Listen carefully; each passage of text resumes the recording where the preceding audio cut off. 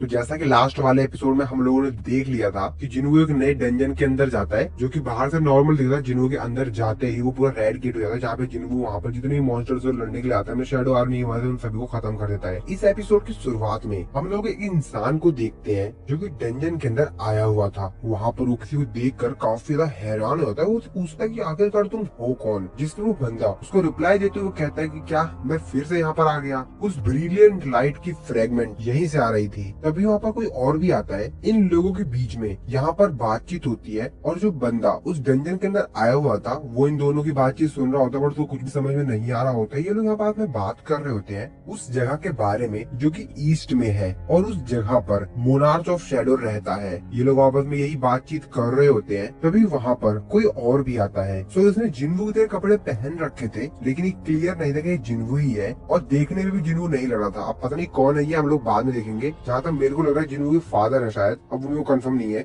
वो बंदा इन दोनों से कहता है कि क्या तुम ईस्ट में उसी जगह की बात कर रहे हो, क्या तुम साउथ कोरिया की बात कर रहे हो। जिस पर वो कहता है तुम कौन हो, अगर तुम हमको पकड़ सकते हो तो कोशिश कर लो। और फिर जो व्हाइट आदमी होता है वो वहाँ से जाने लगता है अपने अपने टेलीपोर्टेशन मैजिक का इस्तेमाल करके। तभी वो बंदा जो कि जिन्वू उसे लग रहा होता है वो उनसे कहता है कि तुम उतने तेज नहीं हो, और उनके ऊपर अटैक करता है काफी ज्यादा तेजी से। और फिर इन दोनों के बीच में यहाँ पर एक फाइट होती है और ये बहुत बड़ा धमाका होता है। इसी सीन के साथ ये सीन कट होता है। इसके बाद हम लोग उसी जगह को देखते हैं जहाँ पर हाईवे के बीच में गेट अपीयर हुआ था। वो गेट अभी भी रेड था और सभी लोग वहाँ पर सुरक्षा कर रहे थे। हम लोग गेट के अंदर देखते हैं तो वहाँ का जो बॉस मॉन्स्टर होता है वो जिन्वू से कहता है कि आखिरकार किस बास्टर्ड ने ऐसा कुछ किया है, मैं उन सभी को मार दूंगा। तभी वो जिन्वू को देखता है, वो कहता है वो जिन्वू से कहता है कि मेरे जो लोग हैं वो इस एरिया में छुपे हुए हैं, तो सभी लोग बाहर आ जाओ, जल्दी करो। और ऐसा बोलता है लेकिन कोई भी बाहर नहीं आता है, और वो भी काफी ज्यादा हैरान होता है कि मेरे बोलने पे मेरे लोग बाहर क्यों नहीं आए। जिन्वू से कहता है कि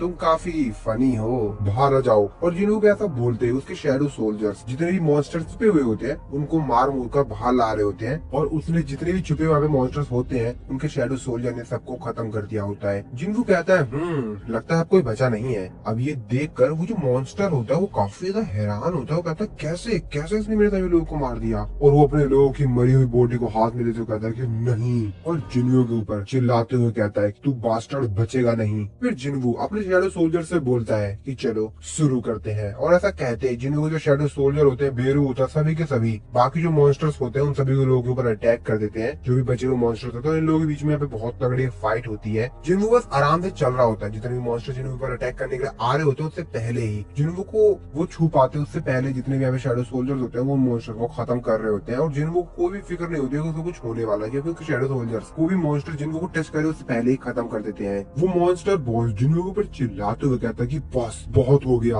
वो मॉन्स्टर जिन्वू के ऊपर अटैक करता है उससे पहले वहाँ पर बेरू और बाकी सभी शैडो सोल्जर्स जो होते हैं वो उसके ऊपर अटैक करते हैं, तो काफी ज्यादा घायल कर देते हैं। बस वो अपने लास्ट मूवमेंट्स पे होता है। जिन्वू से कहता है तो चलो अब मेरे कुछ क्वेश्चंस का आंसर करो, अगर तुम मेरे साथ कोऑपरेट करोगे तो तुमको काफी कम दर्द मिलेगा। जिन्वू उससे कुछ पूछ पाता उससे पहले ही वो मर जाता है। जिन्वू कहता है कि अंत में मैं इसे कुछ भी नहीं बुलवा पाया क्योंकि सिस्टम ने फिर से इंटरफेयर किया, पर वैसे भी मुझे नहीं लगता कि इस कुछ मैटर करता है। आखिरकार अंत में समय के साथ मैं सब कुछ जान ही जाऊंगा। इसके बाद जिन्वू यहाँ पर उसी की को निकालता है जो कि उसको कर्स रैंडम लूट बॉक्स में मिली थी। तो अब जिन्वू उसको इस्तेमाल कर पाएगा क्योंकि जिन्वू का जो मैक्सिमम लेवल है वो अपने 100 लेवल पे पहुंच गया है, जो कि इस की को इस्तेमाल करने की रिक्वायरमेंट्स। जिसके बाद उस की जो डिटेल्स होती है वो ओपन होती है। जिन्वू को पता चलता है कि असल में ये डबल डंजन की है जिसमें जिन्वू सबसे पहले एपिसोड में गया था, यानी उसी टेम्पल की। जिन्वू को आगे इस की के बारे में पता चलता है कि असल में इस की मदद से जिन्वू उसी टेम्पल में एंटर कर सकता है, और जिन्वू उस गेट की जो लोकेशन है वो जिन्वू को बता दी जाएगी, लेकिन कुछ समय के बाद। तो यहाँ पर जो टाइम बचा हुआ था वो तो लगभग 417 घंटे, तो यानी कि जिन्वू को लगभग 417 घंटे वेट करना होगा। इसके बाद ही जिन्वू को उस गेट की लोकेशन पता चल पाएगी, यानी जिन्वू इस की का इस्तेमाल करके उसी टेम्पल के अंदर वापस जा पाएगा। जिन्वू अपने आप से कहता है कि कार्टन एंड टेम्पल की चाबी, मैं उस जगह को कैसे भूल सकता हूँ, कभी नहीं। अगर मैं कोशिश भी करूँ तब भी मैं उस जगह को नहीं भूल सकता हूँ, डबल डंजन। जिसके बाद जिन्वू को वो सारी बातें याद आने लग जाती है। फ्लैशबैक में चला जाता है जिन्वू जो भी उसके साथ हुआ था उस डबल डंजन में। जिन्वू अपने आप कहता है कि सिस्टम मेरे को दोबारा बुला रहा है, फिर से वहीं पर जहाँ से ये सब कुछ शुरू हुआ था। लेकिन अब में और तब में बहुत कुछ बदल चुका है। लगता है ये सब कुछ शुरुआत से ही प्लानिंग की गई थी, जब से मेरे को ये सिस्टम मिला था तब से ही। और अगर वहाँ पर मेरा कोई इंतजार कर रहा है मेरे वापिस आने का, तो तुमको सिर्फ अभी इंतजार करना होगा, मैं आऊंगा,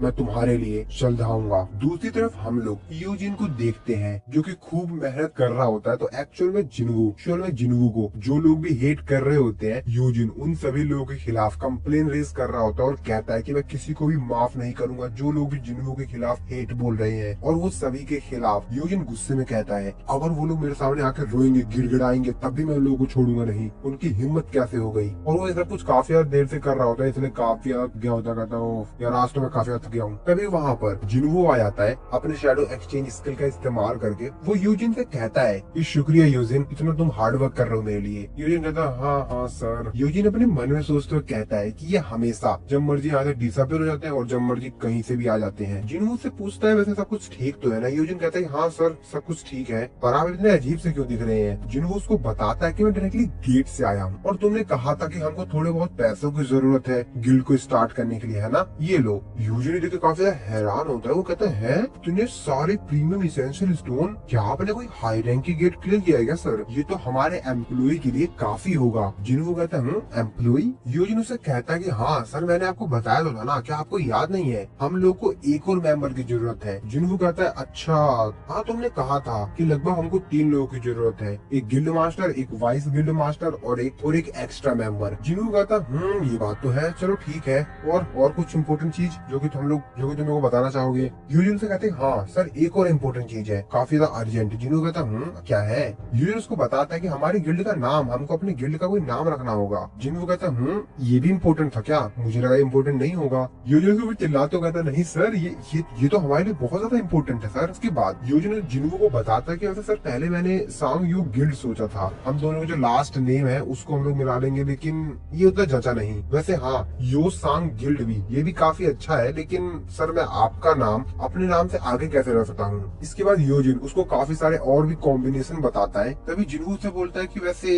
सोलो प्लेयर गिल्ड कैसा रहेगा? ये बात सुनने के बाद यूजिन कहता है क्या? जिन्वू से कहता है कि बेसिकली ये सब कुछ सोलो हंटिंग से स्टार्ट हुआ था ना। यूजिन अपने मन में सोचते हुए कहता है इन्हें क्या लग रहा है, ये कोई जोक है? मुझे हमेशा से लगता था कि हर चीज में बेहतर है, पर ऐसा नहीं है। हाँ वैसे भी ये भी इंसान है, ये भी हमारे तरह सोचते हैं। तभी गेट पर कोई आता है, वो गेट खटखटाता है। यूजिन कहता है अब कौन है? और जैसे यूजिन बाहर जाता है तभी जो बाहर आया हुआ होता है वो यूजिन से बोलता है क्या ये मिस्टर सांग जिन्वू का ही ऑफिस है? तभी यूजिन से बोलता है कि हाँ लेकिन आप कौन? और तभी वो देख के काफी ज्यादा हैरान होता है, कहता है मिस चाइन आप? तो एक्चुअल में यहाँ पर मिस चाइन आई हुई होती है। वो भी कहता है मिस चाइन आप यहाँ पर क्या करने आई हैं? मिस चाइन उसे कहती है कि वैसे मैं यहाँ पर तुम्हारा गिल्ड ज्वाइन करने के लिए आई हूँ। इसके बाद ये लोग आपस में बात करने लग जाते हैं। फिर से जिन्वू मिस चाइन से पूछता है कि मैं आपसे दोबारा पूछना चाहूंगा, वैसे आप यहाँ पर क्या करने के लिए आई हैं? मिस चाइन उससे बोलती है क्या तुमने सुना नहीं जो मैंने बोला था अभी, मैं तुम्हारा गिल्ड ज्वाइन करना चाहती हूँ। ये बात सुन के जिन्वू थोड़ा सा कंफ्यूज होता है। वो अपने मन में सोचता कहता है कि मैं काफी ज्यादा कंफ्यूज हो रहा हूँ, आखिरकार यहाँ पर चल क्या रहा है? जिन्वू मिस चाइन से पूछता है कि वैसे क्या आपको मिस्टर गो ने भेजा है ये सब करने के लिए? मिस चाइन उसको मना कर देती है, वो कहते हैं कि वो मुझे क्यों भेजेंगे? जिसके बाद जिन्वू से पूछता है कि क्या आपको मिस्टर चोई ने अपने हंटर गिल्ड से निकाल दिया है? मिस चाइन कहते हैं नहीं।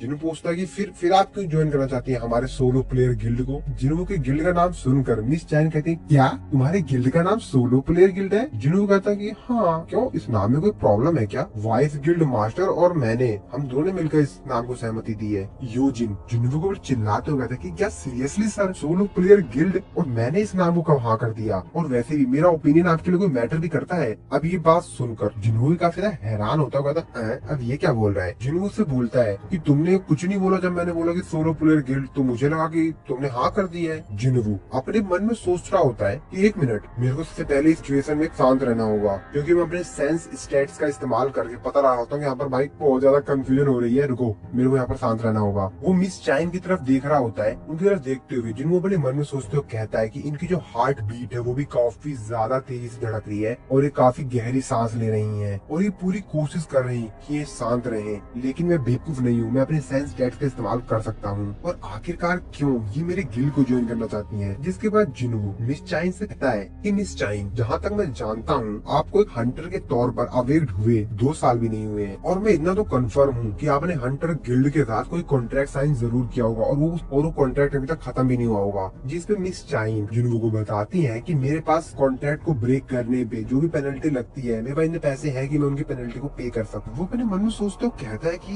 ये पेनल्टी भी पे करना चाहती हैं। आखिरकार मेरे गिल्ड में ऐसी क्या बात है। जिसके बाद जिनवू मिस चाइन से बोलता है कि वैसे मैं आपको एक चीज बता दूं कि हमारे गिल्ड के पास एडवांस पे करने के लिए पैसे नहीं है अभी। मिस चाइन कहते हैं कि कोई फर्क नहीं पड़ता है, मेरे को एडवांस चाहिए भी नहीं। जिसपे जिनवू मिस चाइन से पूछता है कि आखिरकार आप हमारे गिल्ड को ज्वाइन ही क्यों करना चाहती हैं? आपको हमारा गिल्ड ज्वाइन करके कुछ भी नहीं मिलेगा। मिस चाइन अपने मन में सोचते हुए कहते हैं आखिरकार मैं इसको किस तरीके से एक्सप्लेन करूं जिसको लगेगा कि मैं क्रेजी हूँ, मेरे को इसको सच नहीं बताना चाहिए, क्या मेरे को सच बता देना चाहिए। जिसके बाद मिस चाइन अपने मन में सोच रही होती है। तो ये सब कुछ स्टार्ट हुआ था फर्स्ट टाइम जब मिस चाइन और जिनवू आपस में मिले थे पहली बार। जब जिनवू एज अ वर्कर गया था डंजन के अंदर, तब मिस चाइन को जिनवू के अंदर से काफी अलग ही स्मेल आई थी और इस वजह से मिस चाइन ने उसके ऊपर शक भी किया था और उसके बारे में काफी सब कुछ बहुत सारी इन्फॉर्मेशन जो भी थी वो सब कुछ निकलवाया था और फिर उनको धीरे धीरे कर जिनवू के ऊपर शक भी होने लग गया था। फिर मिस चाइन ने काफी रिसर्च किया था जिनवू के बारे में और फिर उनको ये भी न्यूज मिल गई थी कि वो एस रैंक का हंटर वगैरह बन गया है और भी इसी तरीके से पूरी स्टोरी चलती है। और फिर उसके बाद जेजू आइलैंड की रेड पर जब ये सभी लोग घायल हो गए तो वहाँ पर जिनवू उनको बचाने के लिए आया था और मिस चाइन भी लगभग मरते मरते ही बची थी। वो पूरी तरह से मरी गई थी एक तरह से, लेकिन फिर भी वो फाइनली बच गई थी जिनवू की वजह से ही। और जब मिस चाइन को होश आता है तो मिस्टर गो से पूछती है कि मेरे को किसे बचाया, क्या वहाँ पर जिनवू आया था? मिस्टर गो कहते हैं कि हाँ। और यही सब इंसिडेंट होने के बाद मिस चाइन जिनवू के काफी ज्यादा करीब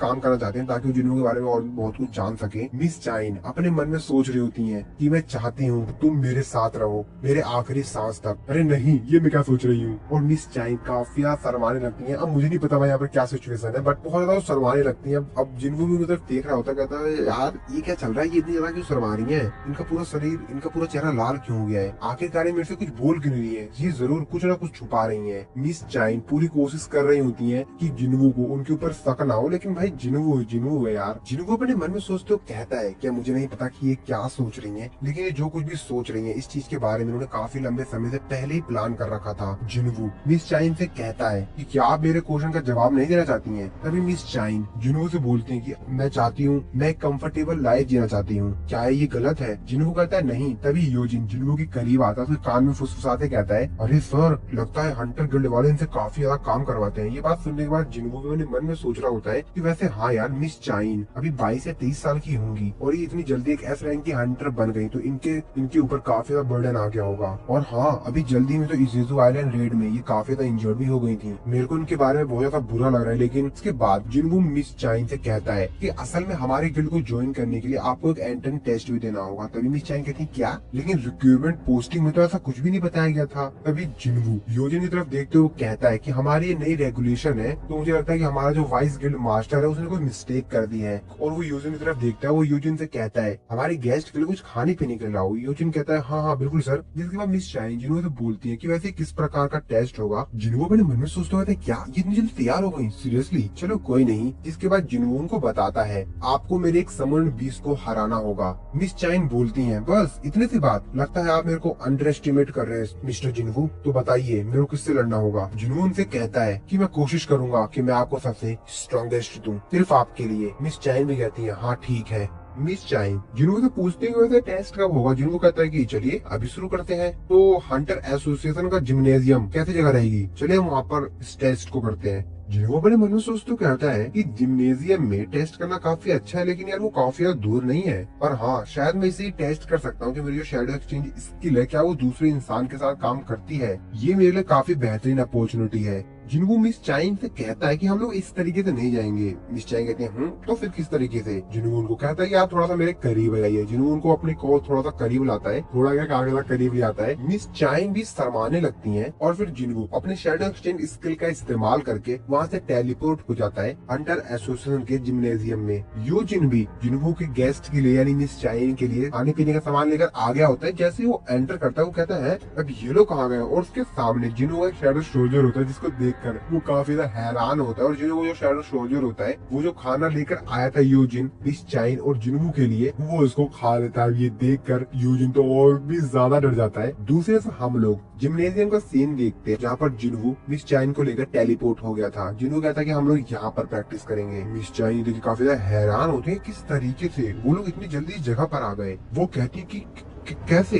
जिनवू अपने मन में सोचते कहता है कि मैं जानता था शैडो एक्सचेंज स्किल एक गेट की तरह काम करता है। मैं इसका इस्तेमाल करके एक दूसरे इंसान को अपने साथ ट्रेवल करवा सकता हूँ। इसका मतलब ये है कि मैं अपने साथ किसी और को भी एक जगह से दूसरी जगह टेलीपोर्ट करवा सकता हूँ। लेकिन हाँ, मेरे शैडो सोल्जर को भी जगह पर होना होगा, 3 घंटे तक वेट भी तो करना पड़ेगा ना। तो मेरे पास 3 घंटे हैं। चलो मैं इनका यहाँ पर टेस्ट ले लेता हूँ। शायद मैं इस स्किल का इस्तेमाल करके वर्ल्ड के दूसरी साइड भी ट्रेवल कर सकता हूँ। ये तो देखने वाली बात होगी। जिसके बाद जिनवू मिस चाइन से कहता है चलिए शुरू करते हैं। मिस चाइन तो अभी भी हैरान होती है कि किस तरीके से जगह पर इतनी जल्दी आ गई। जिसके बाद मिस चाइन जिनवू से कहती है कि मेरे को जस्ट अभी याद आया है, मैं अपने साथ कोई वीपन नहीं लेकर आई हूँ। जिनवू कहता है ओह, तो आपका मतलब उस पिकैक्स से है। ये बात सुनने के बाद मिस चाइन काफी ज्यादा हैरान होते, कहते क्या? अरे नहीं नहीं नहीं, वो मेरा वीपन नहीं है। जिनवू कहता है अरे मैं सिर्फ मजाक कर रहा था, सीरियस मत होइए। मिस चाइन कहते हैं हाँ चलो फिर ठीक है, कोई नहीं। सामने एक स्टोरेज रूम है, वहाँ से मैं वीपन को बोरो कर लेती हूँ। स्टोर रूम के अंदर जाकर वहाँ पे एक वीपन को थ्रेड करती है। वहाँ पर वैसे काफी सारे वीपन होते हैं जी, मैं वो हंटर्स के लिए, तो यहाँ पर काफी सारे वीपन अवेलेबल होते हैं उनके लिए, और इसीलिए मिस चाइन उनमें से एक स्वॉर्ड पिकअप कर लेती है। मिस चाइन जिनवू से कहती है कि मैं तैयार हूँ। जिनवू उनसे कहता है कि ये वीपन क्या आप इसके साथ सही रहेंगी, और मेरे को नहीं लगता कि आपको स्वॉर्ड इस्तेमाल करने का टाइम भी मिलेगा। मिस चैन कहती है कि इससे कुछ भी फर्क नहीं पड़ता कि मैं कौन सा वीपन इस्तेमाल करती हूँ, और आखिरकार मैजिक बीस्ट को कोई भी फर्क नहीं पड़ता कि आप फुल्ली प्रिपेयर्ड है बैटल के लिए या नहीं, वो तो आपके ऊपर अटैक ही कर देंगे। जिन्हों अपने मन में सोचते हो कहता है कि बिल्कुल सही। इनकी इच्छा शक्ति ने ये प्रूफ कर दिया है कि इनमें काबिलियत तो है, लेकिन फिर भी मैं अपने किसी ऑर्डिनरी सोल्जर को ही समन करूंगा। तो चलो ठीक है, मैं इग्रीस को समन करता हूँ। इसके बाद जिनवू इग्रीस को समन करता है। जिनवू मिस चाइन से कहता है कि ये मेरा सबसे बेस्ट स्वॉर्डमैन है मेरी शैडो सोल्जर आर्मी में। मिस चाइन जिनवू से कहते हैं कि वैसे हम लोग विनर को किस तरीके से डिसाइड करेंगे, जिस पर जिनवू को कहता है कि फाइट तब तक चलती रहेगी और फाइट तब तक खत्म नहीं होगी जब तक कि आप मेरे समरन बीस्ट को पूरी तरह डिस्ट्रॉय नहीं कर देती हैं या आप खुद ही सरेंडर नहीं कर देती हैं। जिनवू अपने मन में सोचते हो कहता है कि वैसे मैंने इनको कहा है कि मैंने सबसे अपने स्ट्रॉन्गेस्ट सोल्जर को समन किया है, लेकिन अगर मैंने बीरू को समन कर लिया होता तब तो इनके लिए काफी ज्यादा मुश्किल हो जाती। चलो मुझे लगता है कि अब शुरू करना चाहिए। जिसके बाद जिनवू मिस चाइन से कहता है कि चलो शुरू करते हैं। मिस चाइन भी रेडी होती है। जिनवू मिस चाइन से कहता है कि आप थोड़े समय के लिए उधर उड़ जाएंगी, और फिर वो इग्रीस को अपने इन्वेंटरी में से निकाल के एक स्वॉर्ड देता है और उसे कहता है कि तुम इसका इस्तेमाल करो। फिर जिनवू मिस चाइन से कहता है कि चलो ठीक है, टेस्ट को शुरू करते हैं। मिस चाइन भी रेडी होती है और फिर इग्रीस और मिस चाइन के बीच में फाइट स्टार्ट होती है। जिनवू अपने मन में सोचने लगा था जितना मैंने एक्सपेक्ट किया था ये तो उससे भी फास्ट है। अगर कोई ऑर्डिनरी इंसान हो तो वो तो मारा जाएगा अगर इग्रीस ने अपनी ताकत दिखा दी तो। चलो देखते हैं हंटर एसोसिएशन में